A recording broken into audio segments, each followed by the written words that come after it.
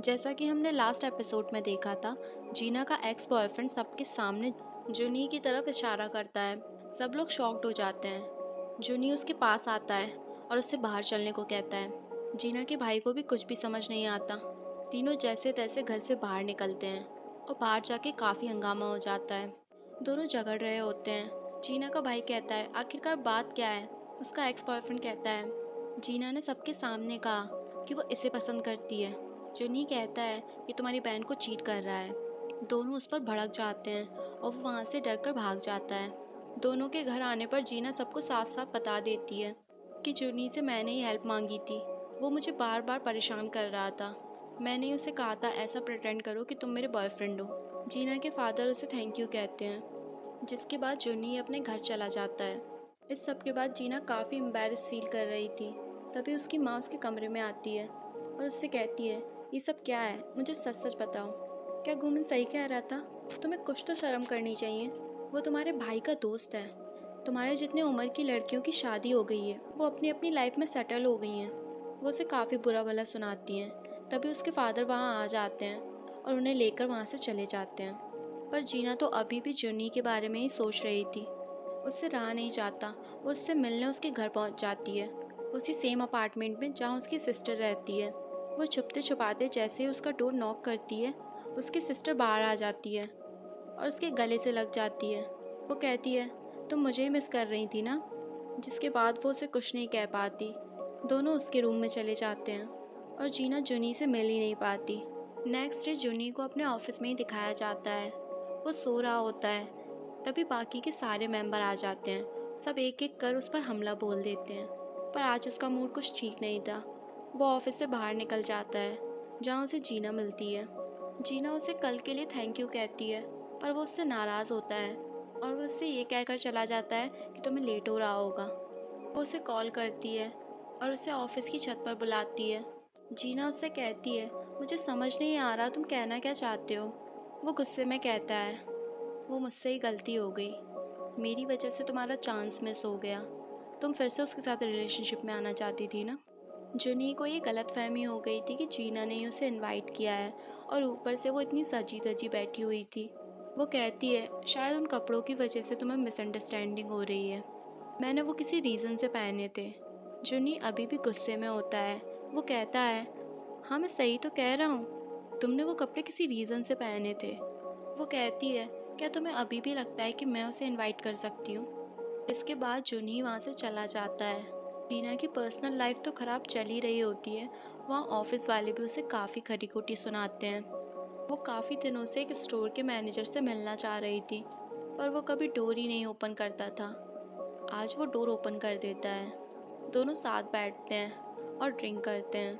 वो उसे अपना दुखड़ा सुनाता है और आज तो जीना भी इतनी दुखी थी कि वो भी उसे अपनी दुख भरी कहानी सुना देती है। वहीं दूसरी तरफ सेयों जुनी की सिस्टर के स्टोर में आ जाती है। जैसा कि उसने जीना को कहा था, वो उससे काफ़ी चिकनी चुपड़ी बातें करती है और उससे उसके भाई के बारे में भी पूछती है। वहीं स्टोर में जीना का एक्स बॉयफ्रेंड भी उससे मिलने आया होता है। वो उसे देखकर पहचान जाती है। जीना की फ्रेंड उससे मिलने चली जाती है। उसे बताता है वो अपने ही भाई के फ्रेंड को डेट कर रही है। उसका नाम जुनी है। वो उससे कुछ नहीं कहती कि ये मेरा भाई है वगैरह वगैरह, क्योंकि उसे पता ही था कि ये एक झूठा इंसान है। वो ये सब उसे बता ही रहा होता है कि वहाँ जीना आ जाती है और तभी उसका एक्स बॉयफ्रेंड वहाँ से चला जाता है। पहले तो वो अपनी फ्रेंड पर भी काफ़ी गुस्सा होती है कि वो उससे मिलने ही क्यों आई भला, पर वो उसे समझाती है और काफ़ी हंसती है कि पता है वो क्या कह रहा था, कि तुम मेरे भाई को डेट कर रही हो। कितना पागल लड़का है। जूनी अपने ऑफिस से बाहर निकलता है, जहाँ जीना के ऑफिस की लड़कियां बात कर रही होती है कि जीना तो आज डेट पर गई है, जिसे सुनकर जूनी का दिमाग खराब हो जाता है। वो लड़कियां जूनी से बात करती हैं और कहती हैं, वैसे तुम हमारे साथ क्लब कब जा रहे हो? वो गुस्से में उन्हें हाँ कह देता है और पांचों लोग क्लब पहुंच जाते हैं। वहीं दूसरी तरफ जीना और उसके एक्स बॉयफ्रेंड में इस बार काफ़ी बड़ा झगड़ा हो जाता है। जीना उसे अपने दोस्तों और फैमिली मेम्बर से दूर रहने को कहती है। वो उसे चिल्ला चिल्ला कर कहता है, तुम्हें किस बात का घमंड है? ना ही तुम मुझसे अच्छे स्कूल में पढ़ी हो और ना ही तुम्हारी फैमिली मेरी फैमिली से ज़्यादा रिच है। वो उसे एक ज़ोरदार चांटा मार देती है, पर वो बेवकूफ़ अभी भी जीना के पास ही खड़ा था और उससे कह रहा था, मैं इन गाड़ियों के सामने आ जाऊंगा और यहीं मर जाऊंगा। जीना कहती है बेशक, और उससे धकेल भी देती है, पर वो फट्टू फिर से ऊपर आ जाता है। जब जीना उसे प्यार करती थी तो वो उसे फुल इग्नोर करता था, और आज उसके सामने मरने की बातें कर रहा है। वो उससे फ्रस्ट्रेटेड हो चुकी थी। जीना उसे जाने को कह देती है, जैसा कि जुनी ने उसे कहा था कि तुम अपनी तरफ से सब कुछ क्लियर कर लो। जीना आज वैसे ही करती है। यहाँ क्लब में सेयुन जुनी के क्लोज आने की कोशिश करती है, पर तभी उसका फ्रेंड वहाँ आ जाता है जो उसे पसंद करता है। जुनी दूर हट जाता है। जीना अपनी फ्रेंड के स्टोर में आती है और उससे कहती है तुम सेयुन से दूर ही रहना। वो कहती है क्यों, क्या तुम जेलस हो? अगर वो मेरी बेस्ट फ्रेंड बन गई तो? दोनों हंसते हैं। फिर जीना कहती है चलो कुछ खाते हैं, काफ़ी भूख लगी है। वो कहती है आज नहीं, आज मेरी मॉम की डेथ एनिवर्सरी है। फिर दोनों उसी की शॉपिंग के लिए निकल जाते हैं। वो उसकी मॉम के मनपसंद का सारा खाना ले लेते हैं। जुनी कार लेकर आ जाता है। दोनों सारा सामान उसकी कार में भर देते हैं और जीना वहीं से चली जाती है। कार में उसकी सिस्टर उसे बताती है आज स्टोर में सेयुन आई थी, उसने शायद गुमिन को वहाँ देख लिया था। बाद में जब जीना आई तो वो तो काफ़ी गुस्सा हो गई थी। अब जुनी के दिमाग में सब कुछ क्लियर हो रहा था कि जीना कोई डेट पर नहीं गई थी, वो एक्सीडेंटली वहाँ पर आ गया था, क्योंकि जीना तो वहाँ बाद में आई थी। जिसके बाद दोनों घर आ जाते हैं, अपनी माँ के फ़ोटो के सामने पूजा करते हैं, उनके लिए मन पसंदीदा खाना बनाते हैं और बाद में दोनों बैठकर खाना खाते हैं। वो अपने रूम में जा ही रहा होता है कि अचानक वो वहाँ से चला जाता है और जीना के घर के बाहर आ जाता है। जीना अपने घर के बाहर पार्क में झूला झूल रही होती है। जीना उसे वहाँ देखकर चौंक जाती है। वो कहती है तुम यहाँ क्या कर रहे हो? जुनी कहता है तुम कल मेरे घर आई थी। वो उससे बहाना बना रही होती है कि हाँ वो तो मैं तुम्हारी सिस्टर से मिलने आई थी, पर फिर वो बता ही देती है कि हाँ मैं तुमसे मिलने आई थी क्योंकि मैं तुम्हें थैंक यू कहना चाहती थी और सॉरी भी। वो उस पर अभी भी उसी बात पर भड़क रहा होता है कि तुम मुझसे बार बार मिलने क्यों पहुंच जाती हो। जीना कहती है मैं तुम्हें कितनी बार समझाने की कोशिश करूं कि वैसा कुछ नहीं था। फाइन, तुम्हें जैसा सोचना है तुम वैसा सोचो। वो वहाँ से उठकर जाने लगती है। जुनी कहता है जाते जाते मेरा अम्ब्रेला तो देती जाओ। दोनों अम्ब्रेला के पीछे लड़ने लगते हैं और तभी जीना का घर आ जाता है। वो अंदर जा ही रही होती है कि जुनी उसे कहता है चलो कहीं बाहर चलते हैं।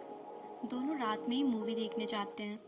जीना एक जगह बैठ जाती है और कहती है अगर तुम इतने ही अच्छे आर्टिस्ट हो तो मेरी एक तस्वीर बना के दिखाओ। जुनी काफ़ी समय ले लेता है और जब जीना कहती है क्या तस्वीर बन गई, और जब जुनी उसे तस्वीर दिखाता है तो जीना कहती है क्या मेरा फेस इतना बड़ा है और मेरी बॉडी इतनी छोटी? जुनी कहता है हाँ तुम बहुत ही छोटी और क्यूट हो। वो कहती है हाँ मैं क्यूट हुआ करती थी जब मैं 20s में थी। पर जुनी उसकी खूब तारीफ करता है जिससे वो शर्माने लग जाती है। एक बार फिर वो दोनों जीना के घर के सामने आ जाते हैं। जुनी जीना से कहता है क्या तुम्हें नींद आ रही है? वो कहती है नहीं, क्या तुम मेरे साथ गेम खेलोगी? दोनों गेम खेलते हुए एक दूसरे से बातें करते हैं। जुनी जीना को भी गेम खेलना सिखाता है। बाद में जीना अपनी बनी हुई इस तस्वीर को देखती है, पर असली तस्वीर तो जुनी के पास ही होती है। दोनों ऑफिस आ जाते हैं। जुनी तो सिर्फ जीना का ही वेट कर रहा होता है। दोनों छत पर बैठकर कॉफ़ी पीते हैं। वो जीना की कॉफ़ी की काफ़ी तारीफ करता है। जीना कहती है पर मैंने तो इस पर कोई भी एफर्ट्स नहीं किया। पर उसके किचन का हाल सब बता रहा था कि उसने इस कॉफ़ी को बनाने में कितनी मेहनत की है।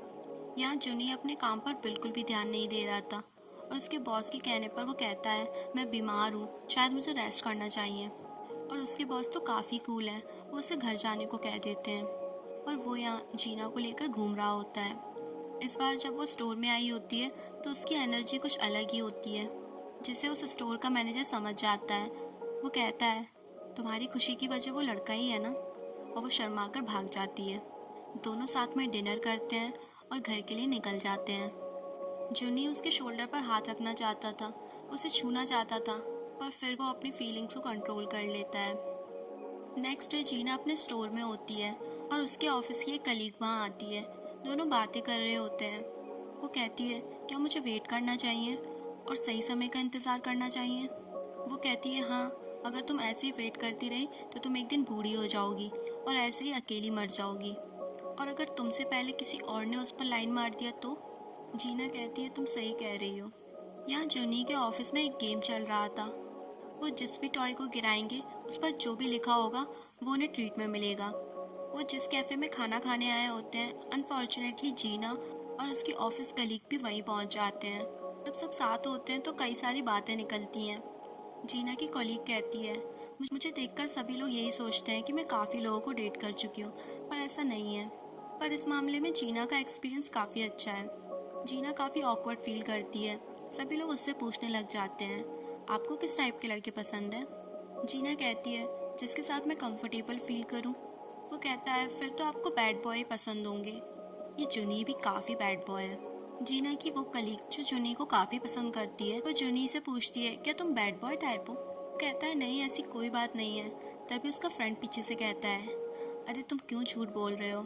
जो तुम पर लाइन मारने की कोशिश ना करे, और तुम जिस भी लड़की को सेड्यूस करना चाहो तुम आसानी से कर सकते हो। सब कहते हैं तो जुनी का स्कोर तो 100% है। जुनी कहता है, ऐसा नहीं है। तब उसे छेड़ने लग जाते हैं और कहते हैं, तो इसका मतलब कोई एक वुमन तो ऐसी है जिसे तुम सेड्यूस नहीं कर पा रहे हो। जीना और उसके फ्रेंड दोनों बाथरूम में चले आते हैं। वो जीना से कहती है, क्या तुम जानती हो जुनी किसे डेट कर रहा है? वो कहती है, मुझे सही टाइमिंग देख के कोई ना कोई चांस तो मारना ही पड़ेगा। जीना को उससे अपनी फ्रेंड से की हुई उस बात के बारे में याद आ जाता है। यहाँ टेबल पर अभी भी लोग जुनी को फोर्स कर रहे थे, क्या तुम्हें उस लड़की को लेकर डाउट है? कहता है, नहीं, मुझे पता है कि मेरी फीलिंग बिल्कुल सही है, बस मैंने उससे अभी तक कुछ पूछा नहीं है इस बारे में।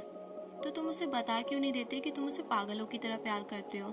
पर जब जीना की कलीग उस पर लाइन मारना स्टार्ट करती है तो जीना से रहा नहीं जाता और वो मन ही मन सोचती है कि शायद यही राइट टाइम है। पर इससे पहले कि वो कुछ कह पाता, जीना उसके हाथ को जोर से पकड़ लेती है। और इसी के साथ हमारा यह एपिसोड यहीं पर ख़त्म हो जाता है।